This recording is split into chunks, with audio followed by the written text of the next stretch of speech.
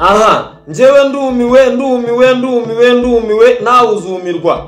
Ibi bintu ni ubusambo, ibi bintu ni ubujura, niba atari ubujura koko. Mwasomye Bibiliya, ninde muri Bibiliya wafashe ibyo atunze akabitanga mu cyumweru kimwe bikikuba 5? Uretse se no kuba byarikubye 5, ibyo bintu kuva mwagira ubwenge kuva mwabaho byabaye hehe? Nihagira umuntu uhamagara cyangwa ajye muri comment yandike ngo natanze inoti ya 5 yikuba 5 ibihumbi 25. Hagira umuntu uvuga ko yatanze imodoka mu cyumweru kimwe zikabe 5. Mbere yuko nkomeza mubanze mutega amatwi y'ubu butubuzi, mutega amatwi y'ubu busambo, mutega amatwi mutagira ngo ntugukabiriza umuntu cyangwa nukumusenya. Oya, mutega amatwi. Ibi bintu ni ubujura, ibi bintu ni ubusambo, ahubwo ni mushishoze n'abandi bantu bameze nk'aba ngabo. Ribu y'u Rwanda, polisi y'u Rwanda turabinginze nkuko mwaturebereye mukadufasha uyu muntu akabasha gutabwa muri yombi. Ari gukureho urupfu. Hari ibyo bagukoreye abanzi bafashe roho yawe, bafata umugisha wawe, baragenda bakuzingazingira mu ibuye rivanzemo n'ubwoya bw'intama ndetse n'ubwihene, bashyiraho agahu k'intare, babimanurira muri Tanganyika. Ngayo nguko ngo bafashe agahu k'intama bakazingira mu ibuye n'agahu k'intare bakashyira muri Tanganyika. Ibi bintu ni ubupfumu, ibi bintu ni ububeshi, ibi bintu ni ugutera abantu ubwoba kugira ngo wowe nibakubwira ko bagukize muri Tanganyika k'imiyaga izajya ihuha iburasirazuba, iburengerazuba, amajyepfo, amajyaruguru y'isi, ukunda ugira ubwoba. Ibi bintu nizo tekinike cyangwa niyo mabanga y'abapfumu bakoresha kugira ngo bakunde batere abo bagiye kuvura ubwoba, kugira ngo abo bagiye kuvura babashe kubaha amafaranga afatika. Ese uyu munsi mu Rwanda, ejo bundi intare zari zarashize mu gihugu cy'u Rwanda bazane 5. Uyu munsi tubare ko zimaze kuba 25. Bivuze ngo ese ako gaho k'intare ko kukageraho biroroshye di? Bivuze ngo iyo guteye ubwoba akakubwira ko bagukize mu ibuye bakakujyana Tanganyika, urabona ahantu herereye ni kure, bakagufata akavuga ibintu nyine biteye ubwoba kugira ngo ukunde wumve ko ahantu uri kuzavayo bigoye cyane, ahasigaye ari bugusengere bikavayo ukunde utange ibyo utunze. Nyamara ndahamya ko uramutse unabitanze ibyo bintu akubwiye ntibishoboka. Niba Imana yaragusezeranije ko uzarongorwa muri 2027, nta kigomba kubihindura ngo urongorwe muri 2025 ntibishoboka. Shaka ngo uwo mugiye gukundana kubera umuyaga urimo kubita aho ngaho, batongere ko umuyaga ukuzajya ukubita, ariko ibya bizajya bigenda bihubangana. Niyo mpamvu ugiye kubona ugeze ku kintu ugiye gukora ubukwe bigahubangana. Zana miliyoni 5. Aha niho ruzingiye rero. Uyu muntu arabeshya cyane kubera ko nukuvuga ngo uburyo bwo kurongorwa kwawe, imyitwarire yawe, inshuti zawe, abo mubana, abo ugendana nabo nibo bazavamo umugabo uzakurongora. Ntabwo uzaba witwara nabi ngo ubone umugabo vuba. Nuba witwara neza uzabona umugabo vuba. Niba ubenga ukeneye umukire bizakuvuna nyine kugira ngo umubone, ariko nta muntu wigeze ubura umugabo, ahubwo nuko habaho kuba wasuzugura urwego umuntu arimo, cyangwa bitewe n'umugabo weho wifuza uko ameze. Ushobora kuba wifuza umugabo uhenze cyangwa ufite ubutunzi bwinshi kubera ko nawe uri umutunzi, bigatuma utamubona vuba. Ariko ntabwo bikuyeho ko isezerano Imana yaguhaye ko rizahinduka. Imana icyo yakugeneye nubwo baroga basubizamo, nubwo bakora ibiki, ntabwo gishobora guhinduka. Umunsi kizagerera igeno ryawe Imana yakugeneye, igihe nikigera nubwo baroga basubizamo, igihe nikigera iyo mivumo yose izikuraho ubone icyo wagenewe. Abo bantu bakubeshya, abo bantu bakugerekaho ibintu, nubwo baroga basubizamo, nubwo bakora iteka ibuye rigashya, icyawe naho kijya, muragendana. Uri umucuruzi, ndi kukubona ufite amafaranga menshi. Zana miliyoni 5 mu nzu y'Imana kugira ngo iki gikorwa cy'urusengero kigende neza. Noneho Imana nayo gukureho ibyo bibazo, ifata iryo buye riri muri Tanganyika, iri kure irizamure kandi rishwagaguze mu izina rya Yesu. Yes. Abantu mukurikiye Afrimason TV muri kumwe nanjye Ruganzu Cyambarantama, umuhungu w'Imana, murumuna wa Yesu, umuvugizi w'intumwa n'abahanuzi. Uyu munsi rero tugiye kuvuga kuri wa mupasiteri cyangwa wa muvuga butumwa Pasiteri Bucyanayandi Emmanuel, umuvuga butumwa umaze iminsi atera abaturage ubwoba ababwira ko nibatamuha icya 10 n'amaturo cyangwa se nibatamuha ubutunzi bwabo cyangwa bamugabanyirize ku butunzi batunze ko baraza gupfa cyangwa bazabura ubuzima. Amaze iminsi avuga ko ushobora gutanga miliyoni imwe y'amanyarwanda wari ugiye gupfa ukaba wahindurirwa ubuzima igihe cyo kubaho cyawe kikiyongera. Bivuze ngo iyo umuntu abaye ubuzima bwe bugura inote ya miliyoni, abantu bose bakora cyane, miliyoni ikajya ukuraho urupfu ukabaho ubuziraherezo. Bivuze ngo nta mukire wazongera gupfa niba Pasiteri Bucyana Emmanuel arimo aragurana ubuzima inote ya miliyoni. Uyu munsi rero Bucyana Emmanuel maze iminsi abwira abaturage yuko bagomba gutanga ibyo bafite kugira ngo Imana ibaguranire ubuzima cyangwa ubuzima bwo kubaho bwiyongere. Arakubwiriza akakubwira ko ugomba gukora mu mufuka wawe ikizamutse mbere Imana igomba kugukubira inshuro 5. Nukora mu mufuka wawe ukazamura kontake wari ufite imodoka imwe mu gihe kitarenze icyumweru, umupasiteri arakubwira ko iyo miliyoni watanze iri bwikube 5 igahinduka miliyoni 5. Nukora mu mufuka ukazamuramo kontake, niba wari ufite imodoka imwe ukayisiga ku rusengero ko mu gihe kitarenze icyumweru uraza kuba ufite imodoka 5. Wakibaza ngo ese koko ibi bintu uyu mupasiteri cyangwa uyu muvugabutumwa Bucyana Emmanuel arimo arabwira abaturage cyangwa arimo arabwira rubanda, ese ni ukuri cyangwa arabeshya? Mujye muri comment niba hari umuntu wigeze ujya ku rusengero yitwaje inote y'ibihumbi 2 pasiteri akamukubira agataha yabaye ibihumbi 4. Bivuze ngo inote ya 2 wagiye gusenga ufite inote ya 2, mu cyumweru niyo kuba 5 biraza kuba ibihumbi 10. Niba hari wagiye gusenga agatanga imodoka imwe, uyu munsi akaba afite imodoka 10 cyangwa afite imodoka 5. Bivuze ngo ibyumweru 2 ufite imodoka imwe ukayitanga mu rusengero, uragira mu cyumweru kimwe uragira imodoka 5. Mu byumweru 2 nutanga indi modoka uragira imodoka 10. Bivuze ngo abanyarwanda mwese mugiye gukira kubera Pasiteri Bucyana Emmanuel. Niba ibyo avuga ari ukuri, njyewe navuga ko bamuha Stade Amahoro, abakene bose bakajya muri Stade Amahoro maze buri muntu n'icyo afite akagitanga mu cyumweru kimwe. Pasiteri Bucyana Emmanuel, ndumva polisi y'u Rwanda na RIB y'u Rwanda basanze ari uko bimeze bamubabarira. Ariko niba abeshya abaturage ari kubw'inyungu ze kugira ngo akunde yibe abaturage, abyo aryozwe ibyo yakoze, kandi buri muturage wese yibye cyangwa yihesheje umutungo we cyangwa ikintu cye akoresheje ubutekamutwe bw'ijambo ry'Imana cyangwa yifashishije igitabo cya Bibiliya kugira ngo akunde ayobye abaturage abiba ubutunzi bwabo. Numva polisi y'u Rwanda na RIB y'u Rwanda cyangwa abanyamategeko cyangwa ubucamanza bugomba kujya muri kino kibazo, uyu mugabo akaryozwa ibyo yakoze. Buri muntu yanyaze umutungo we akoresheje ururimi rwe rurimo amayeri n'amanyanga menshi, ko agomba kumusubiza umutungo we.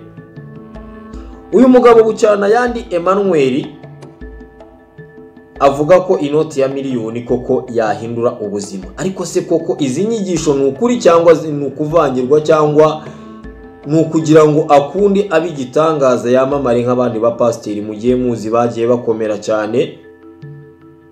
Ndahamya ko miliyoni y'amanyarwanda itagurana ubuzima. Niyo yaba miliyari 100 z'amadolari, igihe cyawe cyageze cyo gupfa nago miliyari y'amadolari cyangwa miliyari 100 z'amadolari y'Amerika zishobora kugarura ubuzima bwawe igihe cyawe cyo gupfa cyageze. Nta n'umuntu ku isi ufite ubushobozi cyangwa ubuhanga cyangwa ubwenge bwo kumenya wowe munyarwanda cyangwa we muturage cyangwa we muntu utuye mu isi igihe uzapfira. Mbere yuko dukomeza, reka twumve amwe mu magambo uyu mupasiteri Bucyana Emmanuel yatangiye avuga abwira abantu ko bagomba kumukurikira cyangwa bagomba kumvira amagambo y'ibyo ari kuvuga, dore ko avuga ko yatumwe n'Imana cyangwa ari umuvugizi w'Imana. Kuko iyo avuga ngo Imana iravuze ngo fata bimwe mu byo utunze ubisige hano ku rusengero, Imana iraguhindurira ubuzima. Ndahamya ko ibi ngibi bisa n'ubupfumu cyangwa n'uburaguzi, ariko burimo ubuhendanyi ndetse n'ububeshyi bwo kuba umuntu yakureba akabasha kureba igeno ryawe. Ibi ngibi mu Kinyarwanda babyita minga agasani. Uguhinga agasani ni ukugira ubuhanga n'ubumenyi bwo kuba wareba intekerezo z'umuntu cyangwa intekerezo za muntu utiriwe umuganiriza, ukareba uko umuntu ateye, ukareba ukagenda ukavuga, ukaba wamwinjira mu bwonko ukabasha gusobanukirwa uwo ari we. Uyu mupasiteri mbona ari izo mbaraga cyangwa ari ubwo bwenge akoresha, akabasha kwiba abaturage cyangwa akabasha kubakuraho ibyo bari batunze bakabimusigira, kubera ko aba yamaze kujya mu ntekerezo zabo, akareba ibigendanye n'inzozi zanyu. Yamara kubona ibigendanye n'inzozi zanyu akabeshya ko ari Imana yabimutumye. Ibi ngibi mu Kinyarwanda nibyo bita minga gasani.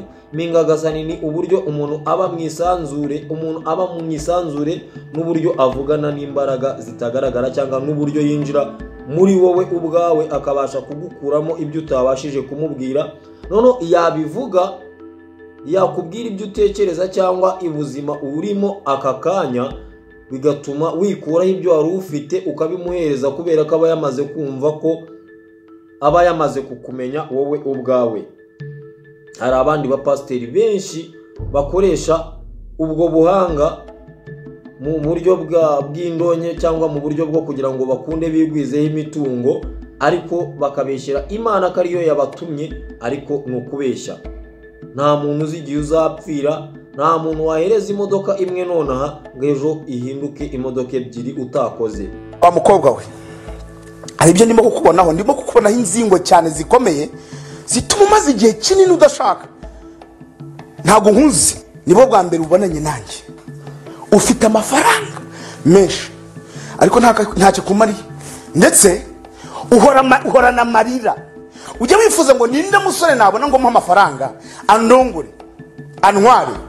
Washatse niwo watugira amafaranga uramubura. Imana irambwiye ngo uyu munsi nugira icyo ukora, ugafata ku butunzi bwawe ukabuzana mu nzu y'Imana. Uyu munsi nyuma y'iminsi 5 urabuta ubonye umugabo kandi ufite gahunda, mu kwezi kumwe muzaba mukoze ubukwe. Mukomere Imana amashyi, mukomere Imana amashyi. Ndimo kubona Imana irimo kugenda ikora ibitangaza.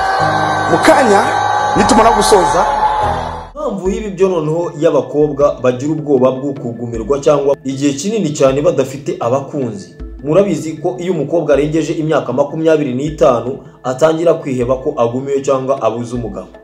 Ushobora kuba warabanje kubifata umwanya ukabanza ukajya mu ishuri cyane, bikagutera kuba umaze igihe kinini cyane udafite umukunzi cyangwa udafite umugabo. Ushobora kuba nanone utuye muri quartier abasore baho banena cyangwa ubabenga, nanone ukaba udatembera ahantu hari abasore bagendanye n'amarangamutima yawe. Bire gusaba guhaguruka ugatemberera ahari abantu bagendanye n'ikiciro cyawe wumva urimo cy'ubudehe, kugira ngo uhuzahuremo na wa mugabo ukunyura. Ni gute uzatura nko mu murenge wenda wa Nduba, Ijarise, hirya iyo ngiyo muri Yanza hasi, ukumva kuzarongorwa n'umusore umeze nk'umusore wa Kimironko cyangwa muri Vision City cyangwa Inyarutarama cyangwa Inyamirambo? Biragoye. Niba utuye Ijari hasi muri Yanza, kugira ngo urongorwe n'umusore umeze nk'uw'Inyamirambo biragusaba gutembererayo. Ibyo rero ntabwo bigutera kugumirwa cyangwa kwiheba ngo wumve ko ibyawe birangiye. Uyu mupasiteri rero yagiye kubeshya, arabanza akareba icyo wowe ukeneye. Ashobora kuba afite abasherisheri bakwinjirira mu buryo utazi, bakabanza kumenya imiterere yawe cyangwa kubanza kumenya ibibazo byawe. Dore ko hari insengero zaje ubu ngubu ziba zifite abantu batanga ubuhamya bo bibeshyera bagahembwa. Hari aho nzi bahembaga 60,000, wowe ukagenda ugatanga ubuhamya ukibeshyera, none ubwa buhamya ukajya ubuhemberwa ku kwezi nk'umukozi wa leta cyangwa w'ikigo runaka cya company runaka ukoramo. Niba rero hari abantu bibeshyira mu nsengero bagatanga ubuhamya bw'ibitarababayeho kugira ngo bakunde pasiteri abone abakristu benshi, bitewe nuko abo bantu bibeshyira bakavuga ko bahujejwe na pasiteri cyangwa izo nzingo cyangwa ibyo byago bari barimo, pasiteri yabasengeye bakabasha guhura n'Imana. Nawe uyu munsi wikumva ko pasiteri atagusengeye ibyawe bitagenda neza, ntibishoboka. Wowe niba ukeneye gutera imbere, kora cyane. Niba ukeneye umugabo, ndahamya ko nta mukobwa waba afite amafaranga ngo abure umugabo, ntibishoboka. Ahubwo ushobora kuba wowe ubwawe umugabo ukeneye aho umushakira atariho ari. Kandi kugira ngo baguhanurire nuko urabanza ukabaganiriza ibyawe, wamara kubaganiriza ibyawe, babandi wabibwiye basubira inyuma bakabibwira wa muyobozi w'urusengero cyangwa pasiteri cyangwa bishop cyangwa umubwirizabutumwa. Nyuma none yagiye kuguhanurira akubwira amwe muri ya mabanga yawe wameneye babandi. Ibindi arakureba, yamara kukureba akagusoma intekerezo akabasha kuguhanurira, ariko ntabwo ari Imana iba yamutumye. Niha umuntu nakubwira ko yarose ibi n'ibi ku buzima bwawe, uzabyemere nk'inzozi. Wowe ubwawe nurota inzozi uzazizere, ariko nabwo ntuzazizere 100%. Ariko aba bahanuzi muhura mu mihanda hirya no hino bagenda, akakubwira ngo Imana ngivuganye nanjye gikuntu myo gutya na gutya, aba yakubonye. Ayo namwe mu mabanga abapfumu bakoresha kugira ngo mukunde mubaha amafaranga. Niba ugira ngo ndakubeshya, wowe ubwawe uzaze undebe, nakuzi nakureba nkakubwira bimwe mu byo utekereza cyangwa mu bimwe bigendanye n'ubuzima bwawe. Kandi nje nago ndi bishop, nta nubwo ndi umupfumu, ndi umuntu usanzwe. Iyo ni impano y'abafilozofe ashobora kukureba akagusoma intekerezo. Iyo ni impano itangwa n'Imana, ariko bivuze ngo ntabwo ari Imana yagutumye, ahubwo njyewe nuko nakubonye cyangwa nukuriye yakubonye. Ntabwo ari Imana iba yatumye umuntu ngo akubwire ibyo, ahubwo nuko yakubonye.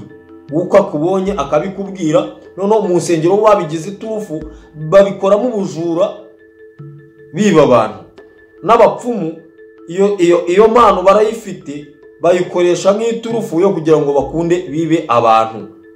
Bantu rero b'Imana, nimurebe kure, kuko iyi si turimo cyangwa iki gihe tugezemo ni igihe cy'ibisambo, ni igihe cy'abajura, ni igihe cy'abantu bafata ubwenge bwawe bakabukiniramo, bakabasha kububyaza umusaruro. Mwa bakobwa mwe muhumure, muzabona abagabo. Ahubwo menya urwego uriho, ushake n'umugabo ugendanye n'urwego rwawe. Ntabwo uzabura umukobwa mubi ngo ushake umusore mwiza umeze nkanjye cyangwa umusore w'icyitegererezo ngo wumve ko uzamubona bizakuvuna, bizasaba ko umushoraho amafaranga. Ntabwo uzabura umukobwa w'ikirara ngo upfe kubona umugabo w'imico myiza, uzabona uw'ikirara nkawe. Umva ko urwego uriho ari rwo rugomba kuguha umugabo. Mwa bakobwa mwe nimuhumure, mutuze. Imana yabageneye abagabo banyu. Buri kiremwa cyose cyo mu isi gifite ikigore cyacyo, buri kiremwa cyose cyo mu isi gifite ikigabo cyacyo. Nimuhumure, mutuze, Imana irabazi. Ze kusanga mu biro bya mushumba, bundi mbasengere kugira ngo iyo migisha ibagereho. Ikimenyimenyi icyo cyumba avuga ngo amateraniro narangira mu musangemo, niho kubariza imitungo utunze, niho kubariza ibibazo byawe, none ugatangira kumenagura amabanga yawe akakwiba neza. None ubwiye ngo icyo ufite mu kiganza kora mu mufuka, icyo uzamuye bwa mbere icyo ufite, wazamura kontake, wazamura ifunguzo z'inzu, icyo ufite cyose mu kiganza cyawe, icyo uri bukozemo ikiganza gusa mu kiganza, ukora mu mufuka, icyo uzamura cyose ukizane hano imbere y'Imana. Ngiye kubasengera kugira ngo ibyo mutanze Imana irahita ibakubira 5 mu cyumweru kimwe. Imana irabibakubira 5. Utanga imodoka imwe, niba ufite kontaki ugatanga imodoka imwe, Imana irakuba imodoka 5 mu cyumweru kimwe. Urabonye imodoka 5. N'ubutanze inzu ugatanga imfunguzo z'inzu mu cyumweru kimwe, Imana irabikubye 5. Niba utanze amafaranga ayo ufite abe miliyoni, ziraba miliyoni 5 mu cyumweru kimwe. Zana ikibo, kirahari ikibo. Aha, ngayo nguko rero. ngaho namwe munyumvire, uyu mujyi kugira ngo uzubake inzu murabizi ukuntu bigoye. Ngo tanga urufunguzo rw'inzu ngo urabona inzu 5, utanga imodoka imwe urabona imodoka 5. Ese ufite imyaka 50 muri uyu mujyi wa Kigali, ufite ikibanza nta n'inzu urabona. Nutanga urufunguzo rw'inzu ukodesha uraza kubona iki? Nyir'inzu uzamubwira ngo iki? Ese nutanga inzu ubamo abana n'umugore ejo uzababwira ngo iki? Ese koko uyu muntu ibyo avuga ni ukuri? Nibamuhe stade Amahoro batumira abantu bajyeyo bose abahamaze muri uyu mujyi wa Kigali, maze turebe ahantu ayo mazu azubakwa, turebe ahantu abantu bazatura. Buri muntu utuye mu mujyi wa Kigali mufate umuhinze 5. Buri muntu utuye mu mujyi wa Kigali natanga imodoka mwe bamuha imodoka 5. Izo modoka zagendera mu iye mihanda, izo nzu zizubakwa mu iye mujyi. Icyo mugiye gushyira mu kibo hano, icyo ugiye gushyira mu kibo, icyo ugiye gushyira mu kibo, Imana igiye gukuba, igiye kugukuba inshuro 5 mu cyumweru kimwe. Uyu mugabo rero uyu mugabo azanye ubutunzi mu mujyi wa Kigali, muhumure n'umugishonje. Ariko uyu mugabo icyo nasaba akanirwa urumukwiriye. Uyu mugabo icyo namusabira byibura niba namubabarira bamukubite nk'umwaka wo kwitekerezaho kugira ngo akunde asabe imbabazi, kuko ibintu avuga n'ibyo akora ntabwo ari byo. Bantu mukurikiye Afrimason TV, uyu muntu arabeshya, uyu muntu arimo ariba abantu, uyu muntu arimo aratuburira abantu rwose. Si ukumusenya ahubwo bari baratinze kumufata.